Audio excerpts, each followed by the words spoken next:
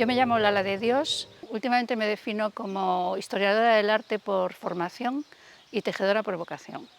Llegué al textil bastante tarde, después de haber terminado la universidad y de estar ya trabajando, y lo que empezó como la búsqueda de un hobby, de no sé, una actividad manual, creativa, pues al final, por una serie de circunstancias de la vida, ¿no? Estas casualidades que van, pues al final acabó como una profesión y a la que he dedicado pues más de 40 años, junto con la persona que conocí, que fue luego mi pareja en la vida y en el trabajo. Me considero muy afortunada de haber tomado en su momento la decisión de dedicarme a la artesanía textil, que es algo que me ha permitido pues, sacar capacidades mías personales que no tenía ni idea que tenía, porque en una actividad de un taller artesanal tienes que hacer de todo, y o sea, desde ser la directora financiera, la de marketing y a la persona que barre el taller.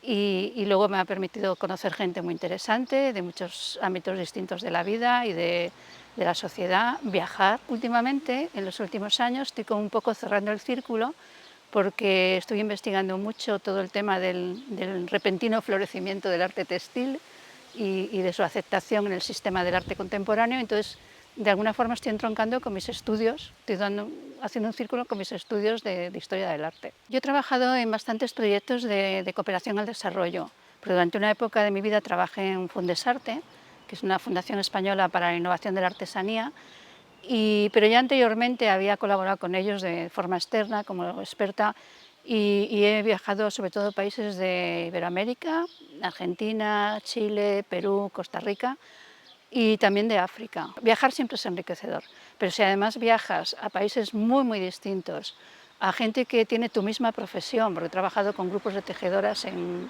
Marruecos, con artesanos de todo tipo en Etiopía y con grupos de tejedores en Níger, por ejemplo, y ahí comprendes qué distinta es la práctica de la artesanía en un país, entre comillas, desarrollado y en un país, entre comillas, menos desarrollado. En los países, porque al final Etiopía y Níger son de los países más pobres del mundo, si vamos a las listas que hace la ONU, ¿no? Y tal.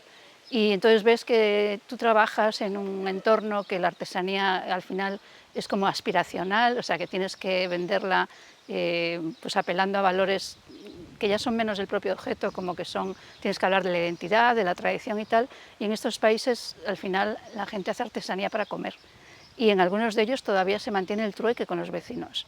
Es decir, en Etiopía pues había mucha gente que había mercados que se intercambiaban. Yo hago una vasija y tú haces un chal y un velo blanco y para allí todas las mujeres usan unos velos blancos, aunque sean cristianas, musulmanas y cristianas, pero todas usan unos velos blancos de algodón para ir a las iglesias o lo que sea. Y normalmente lo cambian, ¿no? Si pueden, pues es un trueque que hacen solo se lo venden a los turistas. Y entonces, bueno, de repente son otras realidades que las conoces en los libros, pero cuando vas allí, pues bueno, lo ves muy claro la diferencia, ¿no? Yo empecé en artesanía por vocación y un poco de entrada no tenía una meta que era ser profesional, aunque luego efectivamente he sido una profesional y soy durante muchos años. Y lo que me di cuenta enseguida es que la artesanía estaba mal considerada por la sociedad. Era bastante desconocida y además tenía socialmente una consideración muy baja, ¿no? La sociedad en general pensaba que los artesanos éramos un montón de hippies o gente muy de pueblo, muy obsoleta y muy inculta y tal. Y entonces me pareció que eso había que cambiarlo, esa percepción, porque la artesanía tiene los valores que además la sociedad los necesita y que la forma de conseguir esto era unirse. O sea, que esto no lo iba a conseguir yo desde mi taller o fulanitas de su taller. Y entonces, desde muy temprano he estado en el germen de varias asociaciones de textil y luego nos integramos en la nacional y luego en la europea. O sea, siempre, no sé, antes de conocer el sentido de la palabra networking, yo hacía networking, o sea, me doy cuenta, ¿no? Vi muy claro que había un problema de formación. La mayoría de los artesanos de mi generación, había muchísima gente en textil que éramos autodidactas y a lo mejor habías hecho historia del arte o matemáticas o biología, pero no tenías mucha idea de las técnicas, no sabías llevar una pequeña empresa, no tenías idea de diseño y todo esto.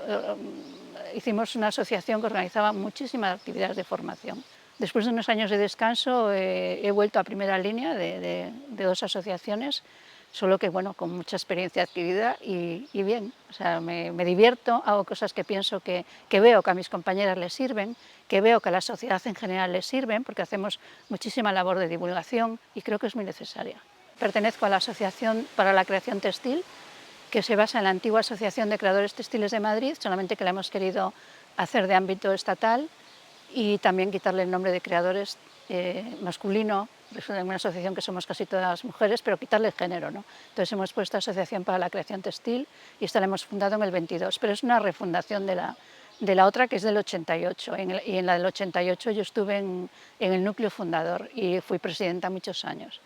Y luego estamos integrados en una organización a nivel estatal que se llama Oficio y Arte, Organización de los Artesanos de España, que es una organización, digamos, de tercer nivel, que su principal función es la representación ante las instituciones. Es decir, que nos reunimos con políticos, vamos al Parlamento, vamos a las Cortes, vamos al Senado, vamos a los ministerios. Queremos que el marco legal, el entorno legal en el que un taller artesano desarrolla su actividad, que tiene que ser más favorable. O sea, que tiene, no solo que sea autónomo, que los autónomos ya tienen pues, muchos problemas por ser autónomos, sino que por ser autónomos y dedicarse a la artesanía tienen problemas añadidos, ¿no? Tenemos, porque es un trabajo muy lento, porque tiene el mismo IVA que tiene, no sé, un artículo de lujo, en fin, que tiene, no se contemplan las peculiaridades del trabajo de la artesanía, no están contempladas en las leyes que nos afectan, ¿no? y que impiden mucho el desarrollo de la actividad. Yo creo que ahora estamos viviendo un momento, bueno, ahora desde ya hace a lo mejor 10 años o más. Fundamentalmente yo creo que el principal cambio es que el paradigma del arte contemporáneo es distinto al del arte moderno. O sea, ahora mismo el sistema del arte tiene unos valores que antes no tenía. Y estos valores son más inclusivos, es decir, se acepta cualquier material para hacer arte. Esto antes no era así. El contexto de las obras de arte es muy importante. Antes quizás solo se miraba más el resultado, ¿no? Y que fuera formalmente estético. Pero ahora se mira mucho cosas que antes no se miraban, ¿no? Unido a otros cambios sociales como la puesta en valor del papel de las mujeres, o sea, el tema del género, el tema de la inclusividad geográfica. Parecía que solo había artistas en Estados Unidos, Europa y Japón.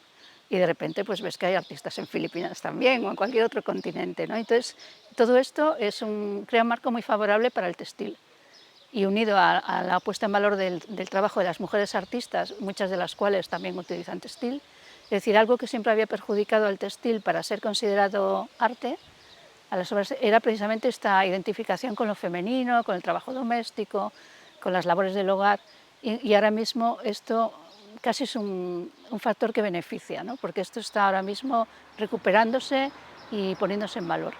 Que puede que no dure mucho tiempo, no sabemos, pero bueno, ya se verá. Otra novedad que se está dando en los últimos tiempos, por fin la sociedad parece haberse dado cuenta de la importancia de la sostenibilidad, de los recursos locales.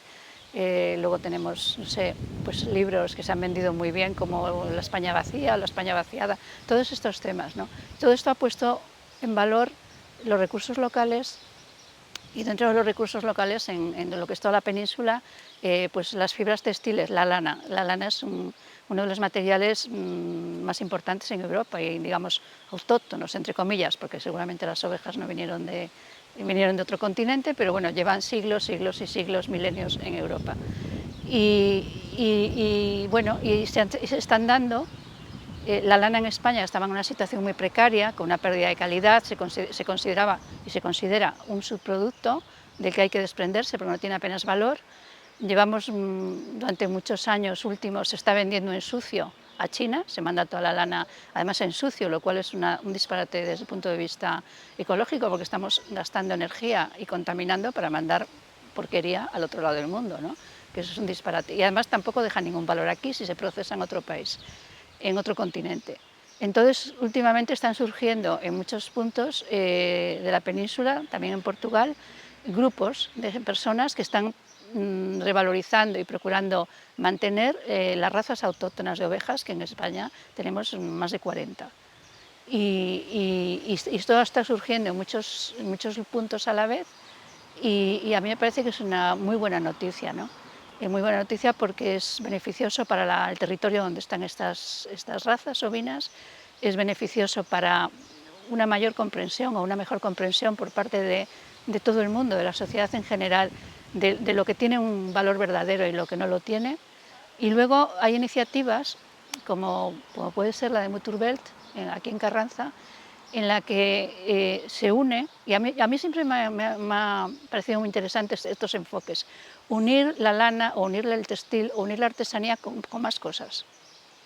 Por ejemplo, unir pues lo que es la cría de ganado ovino con actividades artísticas. Traer gente de otros ámbitos, como pues un artista audiovisual, a hacer una residencia sobre el tema de la lana. Organizar, como bueno, una actividad mía personal, pues organizar una exposición de arte contemporáneo, textil y sobre el tema territorios de lana. Y además unirlo con Portugal, que al final somos dos países que ocupamos el mismo espacio geográfico y estamos muchas veces tan de espaldas, ¿no? A mí siempre me ha llamado la atención. A lo mejor es porque tengo un bisabuelo portugués, o tuve, pero me llama la atención que poco conocemos. Nos conocen ellos mucho mejor que a nosotros, mucho mejor que nosotros a ellos. Y bueno, todo esto a mí me parece que es un momento esperanzador, porque es un movimiento que ya no se puede, yo no creo que sea flor de un día. Hay proyectos que llevan ya muchos años en distintas esquinas de la península y que van para adelante. Y se ha creado una concienciación, un caldo de cultivo. O sea, todo este tema que empezó con tantas risas por parte de la gente, de los grupos de mujeres poniéndose a tejer en público, en un parque o en una cafetería, o en un hotel de lujo, que yo también se lo he visto en Madrid, o en el Círculo de Bellas Artes, por ejemplo, pues todo eso que al principio la gente se reía tanto, pero luego se van acercando, pues hay mucha gente que se ha ido acercando a eso. Y yo que participo en algunos, pues veo el cambio, ¿no? De que la gente te mirase así como diciendo qué pandilla de locas ahí, a que la gente se acerca con interés, ¿qué estás haciendo? Y esto es lana, ¿y dónde lo compras? O sea, se está produciendo un cambio de mentalidad lento, por goteo, pero es que así es como yo creo que así es como se consiguen. O sea. El proyecto Muturbelt me parece muy interesante porque rescata una raza muy autóctona, además muy localizada, en un territorio muy localizado, eh, que está en peligro de extinción, pues trabaja en muchos frentes para recuperar esta raza y para que siga siendo útil y que tenga un valor, y porque además el proyecto une esto con el arte. Y yo cada vez creo más en la potencialidad y el valor del arte para movilizar a la gente. O sea, ya no creo tanto que el arte sea una cosa bonita para contemplar, que bueno, que también, o sea, a mí la belleza me puede hasta emocionar, pero creo que el arte tiene que tener más cosas, creo que tiene que tener un valor social, ¿no? Y creo que un proyecto como el de Muturbelt lo tiene.